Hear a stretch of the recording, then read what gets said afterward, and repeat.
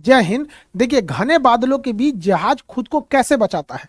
बहुत ज्यादा घने बादलों से अगर जहाज जाएगा तो उसमें टर्बुलेंस यानी कंपन झटका पैदा होगा, जिससे कि उसका स्ट्रक्चर फेल्योर भी हो सकता है और यात्रियों को बहुत ज्यादा डिस्टरबेंस भी हो सकता है। इसे बचने के लिए इसके आगे वाले हिस्से में रडार लगा होता है। वेदर रडार कहते हैं इसे। ये जो अंदर वाला हिस्सा देख रहे हैं ये है आपका वेदर रडार। वेदर रडार जो होता है ये कई डायरेक्शन में घूम सकता है। पायलट इसे कंट्रोल कर सकता है, आगे पीछे ऊपर नीचे घुमा सकता है। ये रेडियो वेव को ट्रांसमिट करता है और जब वो वेव टकरा के आती है तो उसे रिसीव करता है, इसलिए इसे ट्रांस रिसीवर के नाम से भी जाना जाता है। इसे एरोडायनेमिकल शेप में ऐसे बंद किया जाता है जिसे हम लोग रेडॉम कहते हैं। ये इसका रेडॉम है। तो ये रेडॉम एरिया होता है। रेडॉम को हम लोग बहुत मजबूत बनाते हैं क्योंकि जहाज के आगे का पहला झटका ये रेडॉम ही बर्दाश्त करता है। इसे कंपोजिट मटेरियल से बनाया जाता है 6-7 लेयर से, ताकि ये मजबूत भी रहे और जब इसे ढका जाए तो इसके अंदर से रेडियो वेव चली जाए और वापस आ भी जाए, लेकिन हवाओं को ये अंदर आने नहीं देता है, वेव को आने जाने देता है यहाँ पे। जिस वजह से ये रेडॉम काफी जरूरी होता है। ये रेडॉम को मजबूत भी बनाना होता है। देखिए, इसका थूथूर कूच लिया किसी पक्षी से टकरा के यहाँ पर, तो ये रेडॉम मजबूत भी बनाना होता है, नहीं तो ये झटका लगेगा तो ये पहले यही झटके को ये देखता है। तो ये रेडॉम वेव को आने और जाने देता है। इस अपने आगे वाले वेव से ये रेडॉम से वेव को छोड़ता है। जब ये वेव जाती है, बादलों से टकरा के आती है, तो ये पता लगाता है कि आगे का मौसम कैसा है। ये लगभग 30 से 40 किलोमीटर दूर आगे के एरिया को देख लेता है। 30 से 40 किलोमीटर के आगे के एरिया को अपने रेडियो वेव के थ्रू। और ये रेडियो वेव कहां से निकलती है? इस रेडॉम सेक्शन से निकलती है। ये रेडॉम वेव को जाने देता है, लेकिन बाकी चीजों को इससे आगे से ये जाने नहीं देगा। जहाज का जो रडार होता है अपने रेडॉम अपने आगे के एरिया से बहुत ही हाई फ्रीक्वेंसी के रेडियो बीम्स को छोड़ता है। ये सुपर हाई फ्रीक्वेंसी SHF कहते हैं इसे शॉर्टकट में। ये लगभग 5 गीगा हर्ट्ज का होता है। बहुत ज्यादा इसकी फ्रीक्वेंसी होती है। और ये रिफ्लेक्शन यानी टकरा के वापस आना, जिसे इको या पराध्वनि के सिद्धांत पे कहते हैं। ये वेव जाती है और टकरा के वापस आती है, उसी को हम इको या आपका रिफ्लेक्शन कहते हैं। ये वाटर ड्रॉपलेट, बादलों में जो पानी के बूंद होते हैं, ये उसी से टकरा के वापस आती है। ये कभी भी बादलों से टकरा के वापस नहीं आएगी। तो जो अगर बादल में पानी है, इसका मतलब है कि वो बादल हैवी होगा और वही झटका उत्पन्न करेगा। ज्यादा पानी है तो ज्यादा किरणें टकरा के आएंगी, कम पानी है तो कम किरणें टकरा के आएंगी।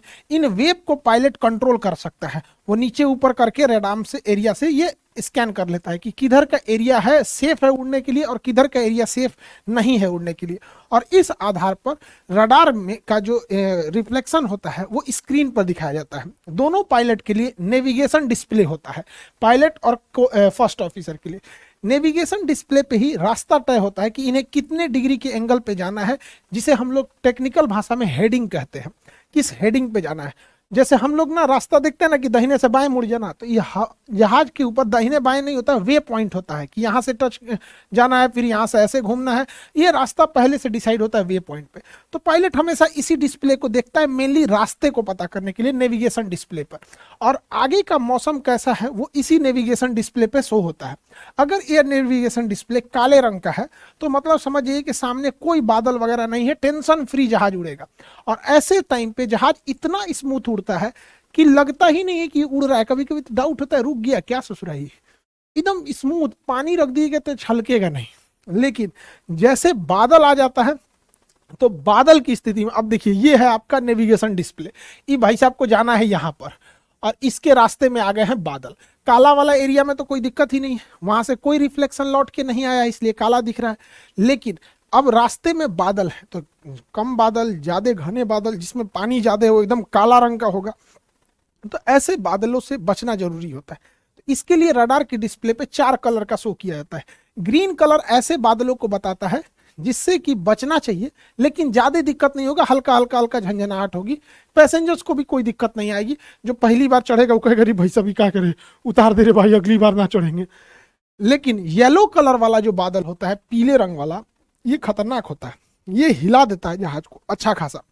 लाल रंग वाला बादल को तो पायलट को कहा जाता है कि आपको अवॉइड ही करना है लाल रंग के बादल में, क्योंकि यहां पे जाने का मतलब है कि फंस जाएंगे लाल वाले बादल में। और मेजेंटा कलर जो होता है, यहाँ देखिए ये रहा मेजेंटा कलर, ये हल्का सा ये मेजेंटा कलर। मेजेंटा कलर का बादल से पायलट को सख्त निर्देश होता है कि आपको मेजेंटा कलर में नहीं जाना है, अगर आप यमराज का दर्शन नहीं देखना चाहते हैं तो।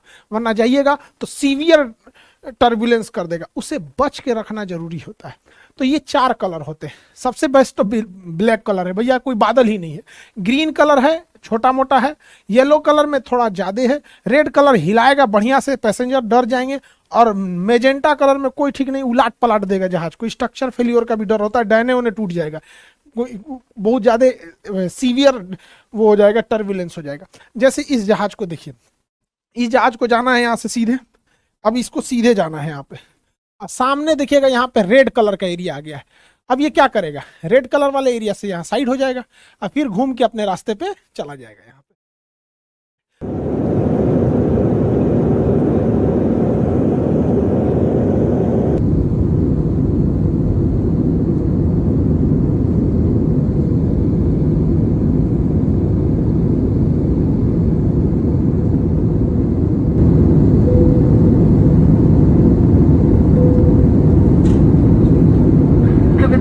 मौसम खराब होने के कारण कप्तान ने फीवर साइंस ऑन रखे हैं। आप सभी से निवेदन अपने स्थान पर ही बैठे रहें। सुरक्षा के लिए कुर्सी की पेटी बांधे रखिए। धन्यवाद। तो देखता है कहां से इसे ज्यादा बचाया जा सकता है। हालांकि ये तो सामने का एरिया दिख रहा है। अगर आप इसे देखेंगे, जैसे इसे सपोज कीजिए इसको यहां से यहां जाना है, तो सामने में तो बाप रे बाप मेजेंटा कलर है, जाने ले लेगा यहाँ पे। अब पायलट बकलोल थोड़ी है जो इधर से घुस के जाएगा, वो कहेगा भैया इधर मेजेंटा, हम इधर से निकल जाते हैं, इससे हम चले जाते हैं यहाँ पे, तो ऐसे घुमा के वो चला जाता है। हालांकि पायलट को 3 डायमेंशनल भी दिखता है। जैसे ये बादल है ना, तो ये ऊंचाई से भी दिखेगा। देखिए पायलट का ये जहाज है, मेजेंटा कलर ज्यादा ऊपर नहीं है, नीचे भर ही है। तो यहाँ पे पायलट 2 डिसीजन ले सकता है, या तो यहाँ से घुमा के चला जाएगा, या तो वो इसका क्रॉस सेक्शन एरिया देखेगा कि जहाज इसका यहाँ पर है और मेजेंटा कलर वाला बादल ऊंचाई पे है कि नीचाई पे है। अगर यहाँ देख रहे हैं तो आपको दिख रहा है कि मेजेंटा कलर और येलो ग्रीन रेड ये नीचे है, तो यहाँ से पायलट क्या करेगा ना, सीधे ले आके जहाज उतार कर इसे लेके चला जाएगा यहाँ पे। तो कोई जरूरी नहीं है कि बार बार मुड़ाना ही पड़े। ऐसा भी हो जाता है कि इसके सीधे लेके जाता है, हाइट बढ़ा लेता है।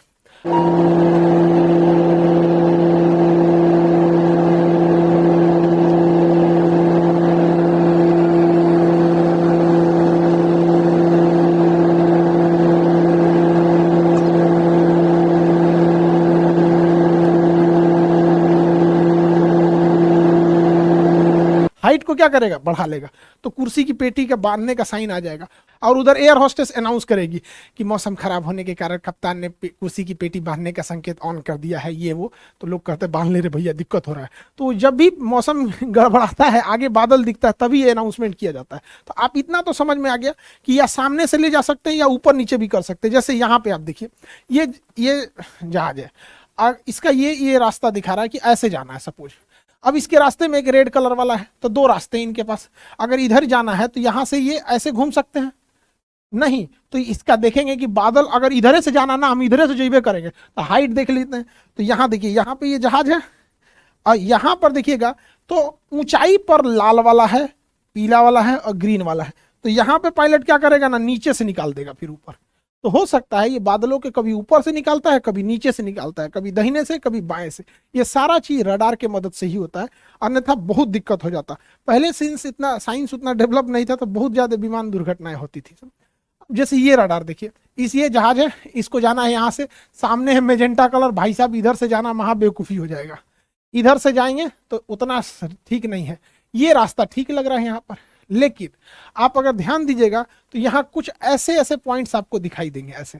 तो ये दिखाता है कि ये वाला मौसम इधर भी शिफ्ट हो रहा है। इसलिए इस उम्मीद में मत रहिएगा कि यहाँ हमेशा खाली रहेगा। हो सकता है पहुंचते पहुंचते यहाँ का भी बादल खराब ही हो जाए, मौसम खराब हो जाए। इसलिए पायलट देखेगा भैया इससे तो अच्छा ही है ना, यहाँ से निकालो, नहीं तो हाइट देखो, या तो ऊपर से लेके चले जाओ या तो नीचे से लेके चले जाओ। तो इससे पायलट बचा के जहाज को ले जाता है ताकि सीवियर टर्बुलेंस ना हो। कभी कभी जहाजों में इतना भयानक टर्बुलेंस होता है। एक बार हम लोग खाना खा रहे थे, ऐसा तेज मारा खाना गिर गया यहाँ पर।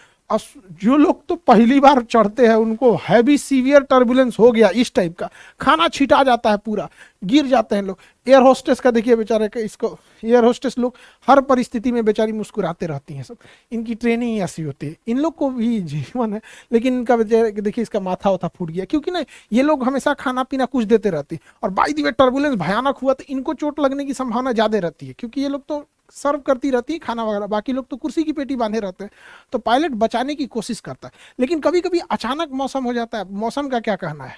जहाज का जो पायलट होता है वो इस रडार को चेंज कर सकता है, इसकी डिग्री को घुमा सकता है ऊपर नीचे दाहिने बाएं।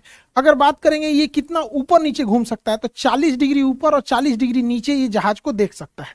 मतलब बादल है या नहीं है या फिर क्या चीज है, तो इस हिसाब से वो देख सकता है 40 डिग्री ऊपर और 40 डिग्री नीचे। ऊपर और नीचे जहाज को बहुत ज्यादा और बहुत नीचे अचानक नहीं आना होता है। लेकिन अगर दाहिने और बाएं की बात करेंगे तो 180 डिग्री देख सकता है, दाहिने बाएं की बात करेंगे तो 180 डिग्री। तो यानी पायलट का जो रडार होता है ये वाला, इसके पास अंदर कमांड होता है, वहां से उसको चेंज कर सकता है डिग्री इसका।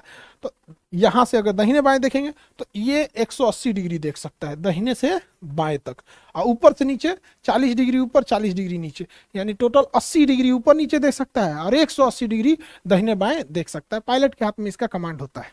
ये इतना सुपर हाई फ्रीक्वेंसी देता है लगभग 5 गीगाहर्ट्ज के पास, कि अगर जहाज जो रनवे पे खड़ी है और यहीं पे इसका रडार को ऑन कर दिया जाए तो रनवे के आगे अगर कोई शहर है, बिल्डिंग है, तो इससे जब ये टकरा के आएगी तो इतना तेज इसकी फ्रीक्वेंसी रहती है कि इससे टकरा के आएगी और यहाँ पे तो इसका स्क्रीन खराब हो जाएगा। यहाँ पे रडार का जो सेंसिटिविटी होती है खराब हो जाती है। इसलिए उसे निर्देश होता है कि अगर सामने बिल्डिंग खड़ी हो तो आपको ऑन नहीं करना है, पहले उड़ जाना है थोड़ा सा, उसके बाद रडार को ऑन करना है। नेविगेशन रडार ठीक रहेगा, लेकिन ये वाला रडार जो होता है मौसम वाला, उसको बंद रखना है। साथ में कभी कभी क्या होता है ना, रनवे पे होल्डिंग करने के लिए होता है, मतलब यहाँ पे लाइन अप कर देता है यहाँ पर, तो एक जहाज ये खड़ी है, एक ये जा रही है रनवे पे, इस टाइम पे भी रडार को ऑफ करने का आदेश दिया जाता है, वरना इतना तेज सिग्नल इस पे टकराएगा, वापस जाएगा तो इसका रडार खराब हो सकता है। जहाज के अगले हिस्सा को हम रेडॉम कहते हैं, इसे बचा के रखना बहुत जरूरी है। अब इसमें बचाने में एक दिक्कत आ जाती है, ससुरा बिजली उजली तड़कने लगता है,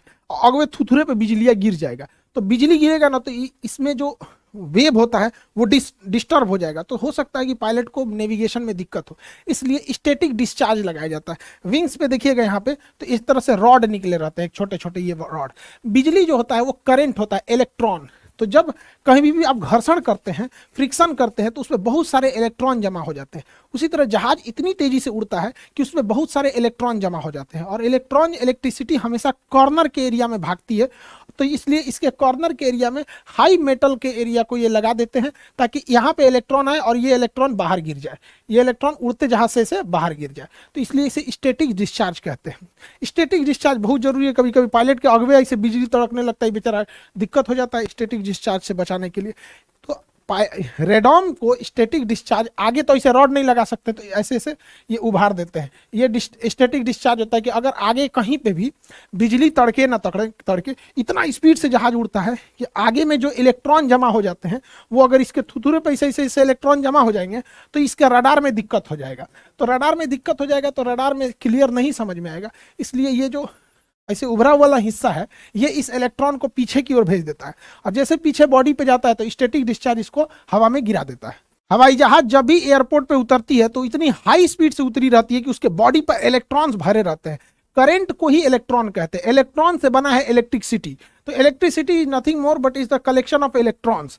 तो जहाज इतनी तेजी से रगड़ खाते हुए जब रनवे पे आता है तो उसके बॉडी पर पूरे इलेक्ट्रॉन जमा होते हैं, इसलिए अगर हम छुएंगे तो हमें भी इलेक्ट्रिसिटी मार देगा।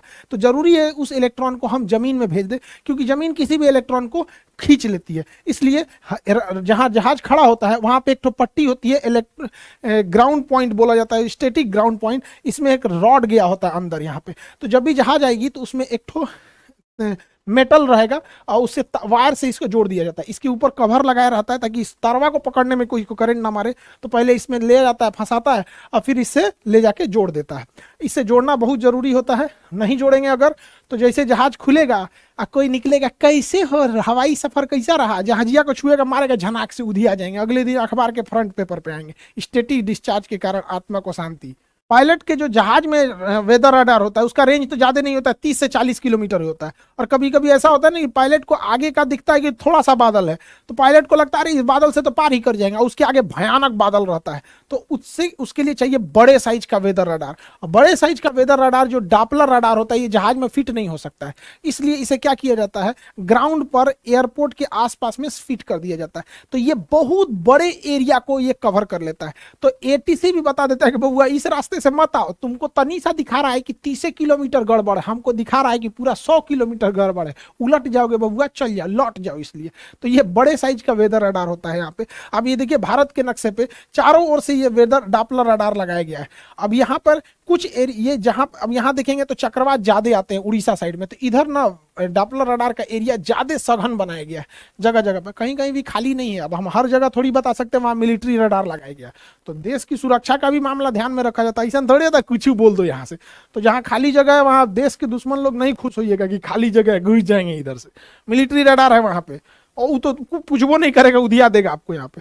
तो ये रडार का बहुत जरूरी होता है यहाँ पे। रडार से भी एक और भी चीज जरूरी होता है, जैसे देखिए पहाड़ी एरिया में, जैसे नेपाल में प्लेन दुर्घटना हुआ, वहां पर रडार में एक और समस्या क्या आती है, बादलों के पीछे पहाड़ छुपे होते हैं, जैसे ये बादल है इसके पीछे पहाड़ है, तो इसको तो रडार में दिखेगा कि अरे भैया बादल है, चलो ना कोई दिक्कत नहीं। और कहीं जो ये जहाजिया लेके सीधे घुसा तो बादल के बाद सीधे बेचारा पहाड़ में टकरा जाएगा। तो इसके लिए इसमें ट्रैफिक कोलिजन को बचाने के लिए टकास सिस्टम को लगाया जाता है। टकास सिस्टम दो जहाजों को आपस में टकराने से रोकता है। कोई जहाज के बगल से अगर कोई दूसरी जहाज आने वाली है या गुजरने वाली है तो उसको बता देता है, वो कितने हाइट पर से गुजरेगी, कितने नीचे से गुजरेगी, आगे कोई पहाड़ वगैरह तो नहीं है, ये बताने के लिए एक अलग टाइप का रडार होता है जिसे टकास कहते हैं। टकास के बारे में हम आपको नेक्स्ट क्लास में समझा देंगे। आई होप आप वेदर रडार, डॉपलर के सिग्नल, इस सब को समझ गए होंगे। मिलेंगे नेक्स्ट क्लास में। जय हिंद।